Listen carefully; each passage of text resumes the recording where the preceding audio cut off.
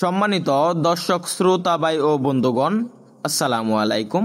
আপনারা যারা বর্তমান সময়ে মিশ্রভাবে মাছ চাষে সফল হতে চান তাদের জন্য এই ভিডিও। আজকে আপনাদেরকে দেখাচ্ছি প্রথম সারিতে দেশি শিং মাছের পোনা। আজকে আপনাদের সাথে আলোচনা করব দেশি শিং, মনোসেক্স, তেলাপিয়া ও থাইপাঙ্গাস মিশ্রভাবে চাষের লাভজনক একটি কৌশল। তো চাষি ভাইরা, দেশি শিং হচ্ছে নিচের লেয়ারের মাছ, তাই এই মাছগুলো অতি ঘনত্বে মাটির নিচের লেয়ারে চাষ করা যায়। এগুলা মনোসেক্স, তেলাপিয়া ও থাইপাঙ্গাসের অবহেলিত খাবার খেয়ে মাছগুলো বড় হয়ে থাকে।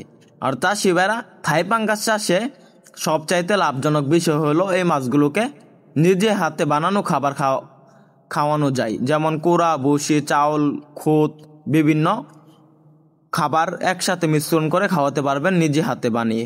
তো চাষি ভাইরা, থাইপাঙ্গাস চাষের লাভজনক কারণ হলো এই মাছগুলো প্রচুর গ্রোথ আসে। অবশ্যই থাইপাঙ্গাস ক্রয় করতে চাইলে এরকম বড় সাইজের মাছের পোনা ক্রয় করবেন, কেননা এই মাছগুলো ভালো গ্রোথ আসে এবং তাড়াতাড়ি বড় হয়। তাই আমাদের এখান থেকে স্ক্রিন দেওয়া নাম্বার যোগাযোগ করে থাই জাতের পাঙ্গাস মাছের পোনা ক্রয় করতে পারবেন। থাই জাতের পাঙ্গাসের অবহেলিত ময়লা বা মল খেয়ে দেশি শিং মাছ বড় হয়ে যাবে।